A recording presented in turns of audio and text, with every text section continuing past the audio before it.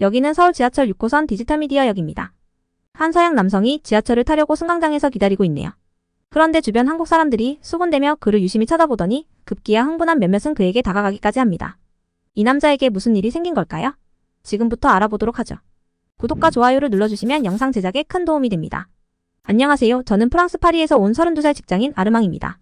한국계 프랑스인 아내 미영과 결혼한 지 2년이 됐어요. 우리는 3년 전 파리의 한인타운에서 처음 만났습니다. 당시 저는 광고회사의 아트 디렉터로 바쁜 일상을 보내고 있었죠. 어느 날 점심시간에 한인타운에 새로 생긴 한식 도시락집을 발견했는데 사람들이 긴 줄을 서서 도시락을 기다리고 있는 모습이 인상적이었어요. 전 세계 음식을 다 좋아하는 저로선 그냥 지나칠 수 없었죠.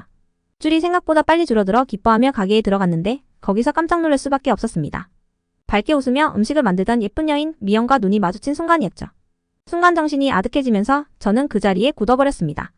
입을 다물지 못한 채 그녀를 바라보고 있는 제 모습이 웃겼는지 미영이 먼저 웃음을 터뜨렸습니다. 미영의 수줍은 미소에 저도 미소를 지을 수밖에 없었죠. 그날 이후로 저는 매일 점심시간만 되면 도시락집으로 향하게 됐어요. 도시락을 주문할 때마다 우리는 눈인사를 나눴고 점점 그녀에 대한 호감이 커져갔지만 용기가 나지 않아 말은 쉽게 걸지 못했습니다. 서로 다른 배경과 문화 때문에 주저하게 됐던 거죠. 그러나 어느 날 용기를 내어 말을 걸었고 자기소개를 한 뒤 식사를 함께 하자고 했습니다. 그녀는 웃으며 정중히 거절했지만 저는 포기하지 않았습니다. 그 후로 매일 도시락집에 가서 미영과 대화를 나누기 시작했어요. 처음엔 어색했던 분위기도 점차 편안해졌고 우리는 서로의 이야기를 나누며 가까워졌습니다. 미영은 어린 시절 부모님을 잃고 할머니 손에 자랐으며 할머니가 해주시던 밥이 그리워 가게를 열었다고 했죠. 미영의 따뜻하고 긍정적인 성격에 저는 점점 더 끌리게 됐습니다. 하지만 저희 관계는 쉽지 않았어요. 특히 제 부모님께서는 프랑스인 여성을 며느리로 원하셨기에 한국인인 미영과의 교제를 탐탁지 않아 하셨죠.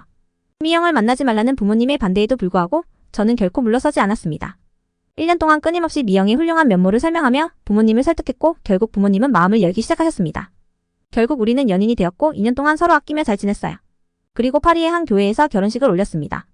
프랑스인과 한국계 친구들이 모인 자리에서 우리는 서로 사랑하고 평생 함께하겠다고 약속했죠. 결혼한 지 얼마 안 됐을 때 미영이 갑자기 고향인 한국이 그립다고 했어요. 할머니가 돌아가신 뒤로는 한 번도 한국에 가지 못했다고 하면서요. 어린 시절 할머니와 함께 남대문 시장이나 한강공원에서 보낸 시간이 너무 그립다고 했죠. 그 이야기를 듣고 저는 깨달았어요. 미영의 고향이 한국이고 그곳을 이해하지 않으면 미영을 완전히 사랑할 수 없다는 걸 말이에요. 미영이 항상 제 옆에 있어서 그런 걸 잊고 있었던 것 같아요. 그래서 저는 한국어를 배우기 시작했고 한국 문화도 공부했어요. 왜냐하면 첫 결혼기념일에 신혼여행을 한국으로 갈 때 미영에게 잘 보이고 싶었거든요. 이번 결혼기념일이 미영의 오랜 소원을 들어줄 기회라고 생각했어요. 아내에게 결혼기념일을 한국에서 보내자고 하니 그녀는 감동해서 눈물을 흘렸어요. 더 일찍 한국으로 갈 걸 하고 후회도 됐죠. 미영은 먼저 한국에 가서 친구들을 만나고 있었고 저는 일이 있어서 주말에 한국으로 가기로 했습니다. 주말이 되자 걱정이 되기 시작했어요. 낯선 나라에서 미영의 고향을 잘 이해할 수 있을까? 한국에서 잘 지낼 수 있을까? 하지만 이런 걱정은 쓸데없는 것이었어요. 비행기에서 내리자마자 저는 깜짝 놀랐습니다. 인천국제공항이 제가 상상했던 것보다 훨씬 크고 멋졌거든요. 공항의 넓은 공간, 큰 전광판, 독특한 조형물들이 마치 미래도시에 온 것처럼 느껴졌죠. 공항 안으로 들어가자 또 한 번 감탄했어요. 바닥은 반짝반짝하고 벽과 기둥은 예술작품처럼 아름다웠습니다. 천장에는 커다란 창이 있어서 햇빛이 부드럽게 들어와 공항이 밝고 쾌적했어요. 하지만 가장 감동적이었던 것은 공항 직원들의 친절함이었어요. 입국 심사를 받을 때 한 직원이 따뜻한 미소로 저를 맞아주었어요. 영어도 잘하고 외국인들을 위해 세심하게 배려해주는 모습에 마음이 편안해졌습니다. 짐을 찾을 때도 직원들이 친절하게 도와주었어요.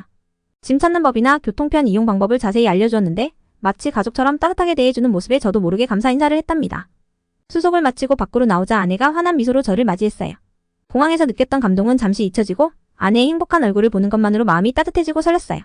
공항을 빠져나와 밖으로 나서는데 바깥 풍경도 정말 인상적이었어요.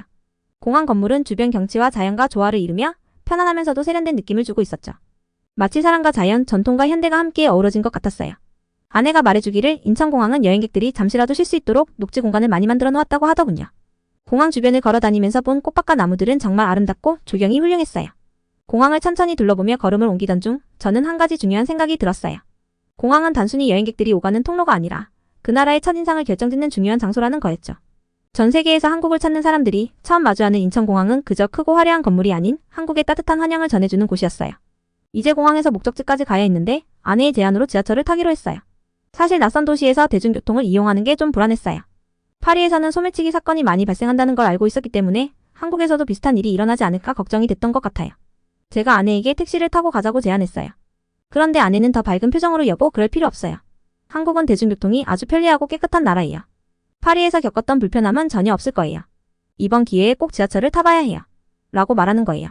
아내가 이렇게 자신 있게 말하니까 저도 조금 설레는 마음이 들었지만 낯선 곳에서 처음 타보는 지하철이 조금 걱정되기도 했어요. 그래도 아내 말을 믿고 지하철을 타보기로 했죠. 우리는 인천국제공항에서 서울로 가는 공항철도를 타러 갔어요. 개찰구를 지나 승강장에 서자마자 저는 깜짝 놀랐어요. 승강장이 마치 우주선 안에 있는 것처럼 멋지고 미래적인 느낌이었어요. 바닥에는 시각장애인들도 안전하게 다닐 수 있도록 전자블록이 깔려 있었고 스크린도어도 설치되어 있었어요. 파리 지하철에서는 이런 스크린도어를 본 적이 없어서 정말 신기했죠. 스크린도어는 열차가 올 때 사람들이 선로에 떨어지는 사고를 막아주는 장치예요. 파리에서는 가끔 사고가 일어나기도 해서 이런 장치가 있었다면 얼마나 좋았을까 생각했어요. 게다가 열차 도착 정보는 큰 전광판으로 한눈에 볼 수 있었어요. 다음 열차가 언제 도착하는지, 얼마나 혼잡한지 등 모든 정보가 한 곳에 다 나와 있었죠. 잠시 후 열차가 도착했는데 그 안은 정말 깨끗하고 쾌적했어요. 사람이 많을 줄 알았는데 안으로 들어가니 넉넉한 좌석이 있었고 객실은 깔끔하게 청소되어 있었어요.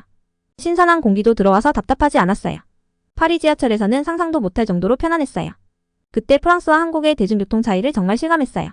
최첨단의 시설도 놀라웠지만 가장 감동적이었던 건 사람들의 배려였어요. 열차 안에서 젊은 사람들이 어르신들에게 자리를 양보하는 모습이 보였어요. 마치 그게 당연한 일처럼 자연스럽게 자리를 내어주는 거예요. 덕분에 노약자 좌석은 어르신들로 가득 찼어요. 저도 아내와 함께 서서 갔지만 전혀 불편하지 않았어요. 출퇴근 시간에는 사람들이 지쳐서 핸드폰만 보고 있을 줄 알았는데 뜻밖의 책을 읽고 있는 사람들도 눈에 띄었어요. 소설부터 자기계발서까지 다양한 책을 읽으며 시간을 보내고 있더라고요. 종이책을 읽는 사람들도 있었고 전자책을 읽고 있는 사람들도 있었습니다.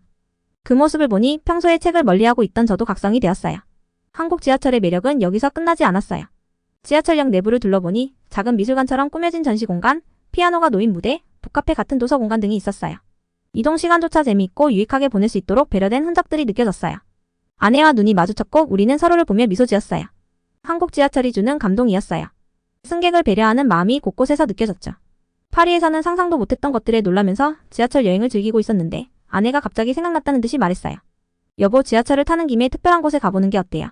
그 말과 함께 아내의 얼굴에 장난기 어린 미소가 떠올랐어요. 뭔가 저를 더 놀라게 해줄 장소를 떠올린 것 같았어요. 그래서 우리는 아내가 말해준 목적지로 가기 시작했어요. 그곳에서 기다리고 있을 놀라운 광경이 무엇일지 벌써부터 기대되었죠. 아내가 말한 대로 우리가 향한 곳은 서울의 중심지에 있는 디지털미디어역이었어요. 디지털미디어역에서 내리자마자 분위기가 확 달라진 걸 느꼈어요. 다른 역들에 비해 훨씬 더 활기차고 에너지가 넘쳤어요. 상점들이 많이 보였고 푸드코트에서는 맛있는 냄새가 나고 있었죠. 우리는 아내가 안내하는 대로 계속 걸었어요. 그러다 지하 쇼핑몰의 입구에 도착했어요. 그곳에 들어서자마자 마치 새로운 세계에 발을 들인 것 같았죠. 쇼핑몰 내부는 정말 거대한 미로 같았어요. 다양한 브랜드 가게와 레스토랑, 서점까지 없는 게 없었어요. 한국 브랜드뿐만 아니라 세계 각국의 브랜드들이 모여 있었고 마치 작은 도시 하나가 지하에 있는 것 같았어요. 그런데 이곳은 단순히 물건을 파는 곳이 아니라는 게 놀라웠어요. 곳곳에 편히 쉴 수 있는 공간이 마련되어 있어서 쇼핑에 지친 사람들이 편하게 쉴 수 있었어요. 잘 꾸며진 정원과 분수대, 벤치들이 있어서 공원에 온 것 같은 기분이 들었죠. 저는 아내에게 여보, 이 역이 정말 마음에 드네요. 한국에 올 때마다 꼭 들르고 싶은 곳이 될 것 같아요 라고 말했어요. 아내의 얼굴이 환하게 밝아졌고 제 말에 공감하는 것 같았죠. 우리는 한동안 역사를 천천히 둘러보며 특별한 추억을 만들었어요. 그런데 구경하던 중 갑자기 머리가 핑 돌았어요. 온몸에 식은 땀이 나고 다리에 힘이 빠지는 느낌이었죠. 한국에 오기 전 많은 일을 한 번에 끝내느라 며칠 잠을 못 잤던 게 원인인 것 같았어요. 과로하긴 비행 시간이 겹쳐서 몸이 결국 지쳐버린 것 같아요. 아내가 제 얼굴색을 보고 걱정하더라고요. 창백한 얼굴로 간신히 웃어 보였지만 쓰러질 것만 같았죠. 결국 그 자리에서 바닥에 쓰러지고 말았어요. 정신을 차려보니 역무원들이 저를 도와 병원으로 옮겨주시고 있었습니다. 그분들은 제가 심각한 증상은 아니라며 안심시켜주셨어요. 과로로 인해 쓰러진 것 같다고 하셨죠. 아내는 의사 선생님 말씀을 듣고 안도하며 제 손을 꼭 잡아주었어요. 타국에서 위급한 상황을 맞았는데도 이렇게 따뜻하게 보살펴주셔서 정말 고마웠고 한국에 오길 잘했다는 생각이 들었어요. 지하철 안 병원에서 진료를 받은 후 저는 편안하게 의자에 앉아 몸을 추스르며 쉬었어요. 약을 먹으니 어지러움이 많이 가셨죠. 그때 아내가 다가와 살짝 제 어깨를 토닥이며 말했어요. 여보, 미안해요. 당신이 그렇게 무리할 줄 몰랐어요. 제가 여행 일정을 너무 빡빡하게 잡은 것 같아요. 아내의 목소리는 미안함이 가득했어요. 저는 아내의 손을 꼭 잡아주며 괜찮다고 말했어요. 오히려 저를 먼저 걱정해주는 아내가 고마웠어요. 아내에게 덕분에 멋진 한국 여행을 하고 있고 평생 잊지 못할 추억이 될 거라고 말해주었더니 아내의 얼굴에 환한 미소가 번졌어요. 우리는 또 하나의 특별한 기억을 만들었답니다. 병원에서 나오면서 생각해보니 지하철 내부에 병원이 있다는 게 정말 놀라운 일이었어요. 파리에서는 상상도 할 수 없는 일인데 한국 지하철은 정말 멋지다고 느꼈어요. 지하철역에 병원이 있다는 건 다른 도시에서는 본 적이 없었던 풍경이었어요. 한국 지하철은 승객을 배려하는 마음이 구석구석까지 스며들어 있는 것 같았어요. 만약 제가 병원이 없는 곳에서 쓰러졌다면 구급대원이 도착하기까지 오랜 시간을 기다려야 했겠죠. 하지만 서울 지하철 덕분에 빠르게 도움을 받을 수 있었어요. 저의 감동을 보고 아내가 입을 열었어요. 오늘 저에게 꼭 보여주고 싶은 곳이 있다고 하더군요. 물어보니 바로 근처에 있는 봉안당이라고 했어요. 아내의 할머니가 계신 곳이었죠. 오늘은 아내의 할머니의 기일이라고 하며 저를 꼭 소개하고 싶었다고 했어요. 그 말을 듣고 아내의 할머니에 대한 그리움이 느껴졌어요. 저도 모르게 눈물이 나올 뻔했어요. 저희는 봉안당으로 갔습니다. 그곳의 평화로운 풍경을 보니 마음이 차분해졌어요. 아내는 할머니의 사진 앞에 꽃을 놓고 기도를 드렸습니다. 저도 고개를 숙여 감사 인사를 드렸어요. 아내는 할머니 덕분에 사랑하는 사람을 만났다고 하면서 환하게 웃었어요. 그 모습을 보니 마음이 매우 감동적이었죠. 그 후 우리는 한국에서 짧지만 특별한 시간을 보냈습니다. 인사동, 광장시장, 롯데타워, 한강 등 여러 곳을 함께 돌아다니며 많은 추억을 만들었어요. 한국에서의 멋진 시간은 빠르게 지나갔습니다. 공항으로 가는 길에 아내와 함께 그동안의 여행을 되돌아보며 이야기를 나눴죠. 제게 가장 기억에 남는 것은 서울 지하철이었습니다. 서울 지하철은 단순히 이동하는 것 이상의 의미를 가졌어요. 비행기에 탑승할 때까지 아내의 얼굴에는 행복한 미소가 가득했어요. 저도 한국에서의 모든 날들을 소중히 간직하며 비행기에 올랐습니다. 제 이야기를 들어주셔서 정말 감사합니다. 다음에 한국에 올 때 가볼 만한 곳이 있으면 꼭 알려주세요. 오늘 사연은 아르망 씨가 아내와 함께 한국에서 행복한 여행을 하며 경험했던 일에 대한 이야기였습니다. 오늘의 사연이 마음에 드셨나요? 날씨는 덥지만 마음만은 행복한 하루 되시길 바랍니다. 감동적인 이야기를 계속 보고 싶다면 구독과 좋아요를 눌러주세요. 긴 영상을 시청해주셔서 감사합니다.